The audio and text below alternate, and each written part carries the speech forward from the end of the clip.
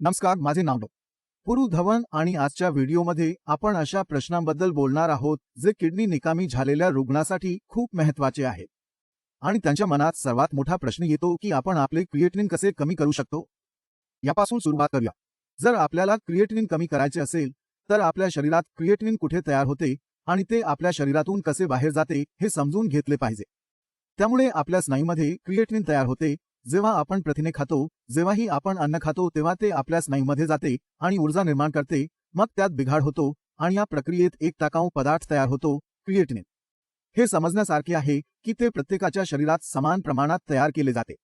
हे मूत्रपिंड निकामी झालेल्या रुग्णाच्या शरीरात समान प्रमाणात तयार केले जाते आणि सामान्य व्यक्तीच्या शरीरात ते समान प्रमाणात तयार केले जाते।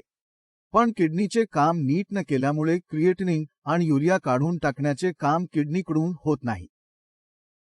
यामुळे क्रिएटिनिन आणि युरिया शरीरात जमा होऊ लागतात आणि क्रिएटिनिन आणि युरियाचे हे वाढते प्रमाण आपल्याला सांगतात की काहीतरी चुकीचे होत आहे। आता आपल्या शरीरात क्रिएटिनिनचे प्रमाण जे जमा होईल ते आपल्याला सांगते की मूत्रपिंड किती चांगले काम करत आहे किंवा ते किती खराब आहे। आता क्रिएटिनिन कमी करायचे असेल तर ते करण्याचे दोन मार्ग आहेत। एकतर आपण शरीरातील निर्मितीवर नियंत्रण ठेवतो किंवा आपण आपल्या मूत्रपिंडाचे कार्य वाढवतो आणि क्रिएटिनिनचे क्लिअरन्स सुधारतो। आणि मी नेहमी माझ्या सर्व रुग्णांना सल्ला देतो की तुम्हाला दोन्हीवर काम करावे लागेल। कारण शरीरात टाकाऊ पदार्थ साचले तर ते लक्षणे निर्माण करतात आणि गुंतागुंत निर्माण करतात। त्यामुळे खाण्यासोबत त्यावर नियंत्रण ठेवावे लागते। आता मूत्रपिंड निकामी झालेल्या रुग्णाने भरपूर प्रथिने खाल्ल्यास शरीरात क्रिएटिनिनची निर्मिती वाढते असे दिसून येते। आणि जेव्हा क्रिएटिनिनची निर्मिती वाढते तेव्हा आपल्या रक्तातही क्रिएटिनिनचे प्रमाण जमा होऊ लागते। त्यामुळे जर आपल्याला आपल्या खाण्यासोबत क्रिएटिनिनवर नियंत्रण ठेवायचे असेल तर रुग्णाने आपल्या शरीरातील प्रथिनाचे प्रमाण नियंत्रित केले पाहिजे। शरीरात दररोज आवश्यक तेवढीच प्रथिने टाकली पाहिजेत। जर आपण मासे, अंडी, मटण, चिकन यामध्ये प्रोटीनचे प्रमाण वाढवले तर काय होईल, अधिक क्रिएटिनिन तयार होईल आणि ते अहवालामध्ये देखील दिसेल। पण यापेक्षाही महत्त्वाचे म्हणजे तुमच्या किडनीवर काम करणे। कारण किडनी स्वतःहून खराब होत नाही। त्यामागे एक कारण आहे। 80% प्रकरणामध्ये मूत्रपिंड निकामी होण्याचे कारण उच्च रक्तदाब किंवा उच्च रक्त शर्करा आहे।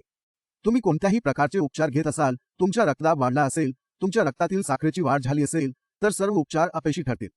किडनी खराब होत राहतील आणि क्रिएटिनिन व्हॅल्यू वाढत राहतील। त्यामुळे आपल्या किडनीची कार्यक्षमता वाढवणे आपल्यासाठी खूप महत्त्वाचे ठरते। पण त्याआधी किडनी आणखी खराब होऊ न देणं महत्त्वाचे ठरतं। आणि त्यासाठी आपला रक्तदाब आणि रक्तातील साखरेवर नियंत्रण ठेवणे आवश्यक आहे। ब्लड प्रेशर आणि ब्लड शुगर आटोक्यात आल्यावर किडनी आणखी खराब होणार नाही।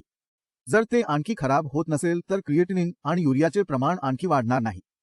एकदा का ते वाढणे थांबले तरच ते कसे खाली आणायचे याचा विचार आपण करू शकू। आता किडनीच्या काही महाशक्ती आहेत, ते समजून घेणे आपल्यासाठीही खूप महत्त्वाचे आहे। एखाद्या व्यक्तीची एक मूत्रपिंड कोणत्याही कारणास्तव खराब झाल्यास त्याच्या शरीरात एकच किडनी असली तरीही क्रिएटिनिन मुले आणि युरियाची पातळी वाढत नाही। ते का वाढत नाहीत हा एक प्रश्न आहे। ते वाढत नाहीत कारण किडनीमध्ये त्यांची कार्यक्षमता वाढवण्याची क्षमता असते। आपण पाहिल्याप्रमाणे किडनी एक होऊनही वाढली नाही। ही क्षमता आपण प्रत्येक किडनी फेल्युअर रुग्णामध्ये वापरली तर आपल्याला काय फायदा होईल? क्रिएटिनिनची वाढलेली पातळी आणि युरियाची पातळी कमी होण्यास सुरुवात होईल। प्रत्येक किडनी निकामी झालेल्या रुग्णाला याचा वापर करावा लागतो। पण त्यासाठी मी तुम्हाला पायरी क्रम 1 आपल्याला रोगाचे कारण आधी दूर करावे लागेल।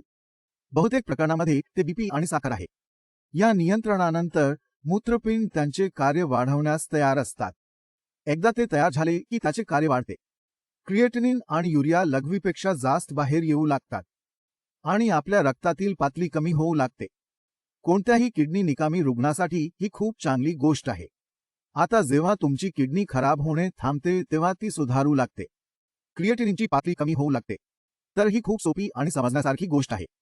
किडनी निकामी झालेल्या रुग्णाच्या मनातील डायलिसिसची भीतीही नाहीशी होऊ लागते। कारण किडनीची प्रकृती आता स्थिर आहे। तुम्ही तुमची क्रिएटिनिन पातळी वाढवणे थांबवले आहे। त्यामुळे तुम्ही सर्वांनी समजून घेतले पाहिजे की जर आपल्याला डायलिसिस किंवा प्रत्यारोपण टाळायचे असेल तर आपल्याला आपल्या किडनीची काळजी घ्यावी लागेल। आपल्याला ते कोणत्याही किमतीत ठेवावे लागेल। जे काही तुम्हाला त्रास देत आहे ते तुम्हाला तुमच्या शरीरातून बाहेर काढावे लागेल। आता मूत्रपिंड निकामी झालेल्या रुग्णाचे शरीर ठेवण्यासाठी इतर अनेक गोष्टी केल्या जातात। योगाप्रमाणे आता अशी काही योगासने आहेत जी विशेषतः किडनीच्या रुग्णासाठी चांगली आहेत असे सांगितले जाते। ते चांगले का आहेत? कारण ते किडनीमध्ये चांगले रक्ताभिसरण करत असतात. शरीरात योगासने केल्यास शरीरातील रक्ताभिसरण चांगले होते. ऑक्सिजनची पातळी चांगली आहे. त्यामुळे आतल्या ऊतींना नक्कीच चांगले वाटेल. त्यामुळे मी तुम्हाला जे योगासन सांगणार आहे ते केल्याने किडनी निकामी झालेल्या रुग्णाला आराम मिळतो. तर पहिले आसन म्हणजे भुजंग आसन. दुसरे आसन म्हणजे पश्चिम उत्थाना आसन. तिसरे आसन म्हणजे अर्धमत्स्येंद्र आसन. चौथे म्हणजे नौका आसन. ही आसने केल्याने तुम्ही मूत्रपिंड निकामी झालेल्या रुग्णाच्या शरीरात होणारे बदल पाहू शकता. मला आशा आहे की तुम्ही ही आसने तुमच्या दैनंदिन जीवनात समाविष्ट कराल. लक्षात ठेवण्यासारखी गोष्ट म्हणजे सर्व मूत्रपिंड निकामी रुग्णांना इतर सर्व जड व्यायाम निषिद्ध आहेत. तुम्ही धावू शकत नाही, जॉगिंग करू शकत नाही, तुम्हाला पोहता येत नाही. तुम्ही कोणताही आक्रमक व्यायाम करू शकत नाही कारण जेव्हा तुम्ही व्यायाम करता तेव्हा तुमचे स्नायू हलतात. स्नायूंचे चयापचय वाढते.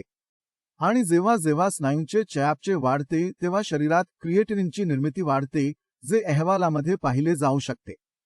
तुम्ही स्नायूंना आक्रमकपणे हलवल्यास, व्यायाम केल्यास तुमची क्रिएटिनिन पातळी थोडीशी वाढलेली दिसेल.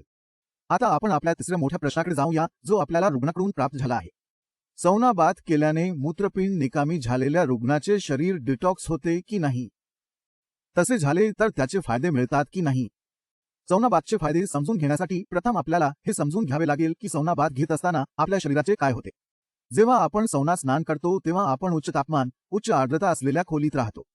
यामध्ये आपल्या शरीरातून घाम बाहेर पडतो. आणि जेव्हा घाम येतो तेव्हा घामातील पाणी आपल्या शरीरातून बाहेर जाते. म्हणजेच घामाने आपल्या शरीरातील द्रवाचे संतुलन चांगले होते. घामाने बाहेर पडणारी दुसरी गोष्ट म्हणजे मीठ. आता आपल्या शरीरातील मीठ नियंत्रित करण्याचे काम किडनी करते. हे काम जर आपण आपल्या त्वचेसोबत घाम गाळून केले तर ते सर्वांसाठी फायदेशीर आहे. आपल्या घामातून बाहेर पडणारी तिसरी गोष्ट जी तुम्हा सर्वांना माहीत नाही ती म्हणजे युरिया. आपल्या लघवीतून 50 पट जास्त युरिया आपल्या घामातून बाहेर पडतो. त्यामुळे जर मूत्रपिंड निकामी झालेल्या रुग्णामध्ये युरियाची पातळी वाढत असेल आणि त्याला नियंत्रणात ठेवायचे असेल तर दररोज सौना स्नान करणे फायदेशीर ठरू शकते कारण ते युरियाची पातळी नियंत्रित ठेवण्यास मदत करते. आता तुमच्या मनात एक प्रश्न येत असेल की यामुळे क्रिएटिनिनची पातळी देखील नियंत्रित होते का? तर याचे उत्तर नाही असे आहे. क्रिएटिनिनचा रेणू मोठा असतो, तो घामाच्या बाहेर जाऊ शकत नाही. हे आपल्याला दर्शवेल की सौना बाथ घेतल्यानंतर क्रिएटिनिन कमी होत नाही, युरियाची पातळी खाली जाते. आता प्रश्न असा येतो की किडनी निकामी झालेल्या रुग्णासाठी सौना बाथ कितपत फायदेशीर आहे? युरियाची पातळी नियंत्रित ठेवण्यासाठी, द्रवपदार्थाचे प्रमाण नियंत्रित करण्यासाठी आणि मिठाचे प्रमाण नियंत्रित करण्यासाठी मूत्रपिंड निकामी झालेल्या रुग्णाला सौना स्नान फायदेशीर ठरते. सौना आंघोळ केल्याने आपल्या मूत्रपिंडाचे कार्य पुनर्संचयित होत नाही. त्यामुळे तुम्ही सौना बाथ घ्या, त्यामुळे मूत्रपिंड निकामी झालेल्या रुग्णाला कोणत्याही प्रकारचे नुकसान होत नाही, परंतु ते फायदेशीर आहे. पण लक्षात ठेवा की आपल्याला आपल्या किडनीचे संरक्षण करायचे आहे. कारण मूत्रपिंड थोडे काम करत आहेत, आम्ही सौनासह थोडे काम केले, त्यामुळे आमचे काम झाले. आपली सर्व कामे सौना बाथने घाम गाळून होतील असे आपल्याला वाटत असेल तर तसे नाही. क्रिएटिनिन काढून टाकण्यासाठी आपल्या मूत्रपिंडाचे योग्य कार्य महत्त्वाचे आहे. आणि त्यासाठी मी तुम्हाला पूर्वी सांगितले आहे, आपल्याला आपल्या रोगाच्या मुळाशी काम करावे लागेल. रक्तातील साखरेमुळे आपली किडनी खराब होत असेल तर त्यावर पहिले काम केले जाते.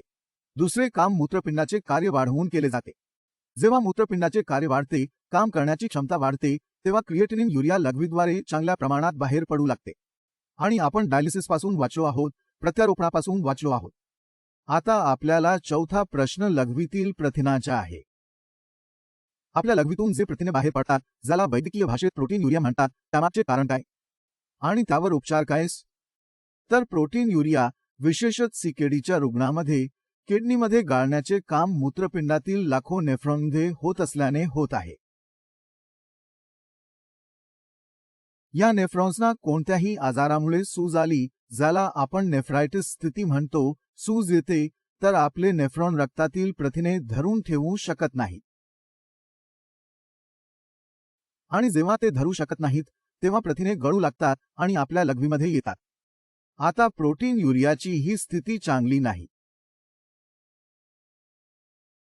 प्रथिनांच्या कमतरतेमुळे रक्त पातळ होते आणि रक्तातील द्रव आपल्या पायामध्ये भरू लागतो, ज्यामुळे आपल्या पायामध्ये पाणी भरू लागते, सूज येऊ लागते आणि या सुजेमुळे पुढील गुंतागुंत होऊ लागतात, जसे की उच्च रक्तदाब किंवा श्वास घेण्यास त्रास होणे.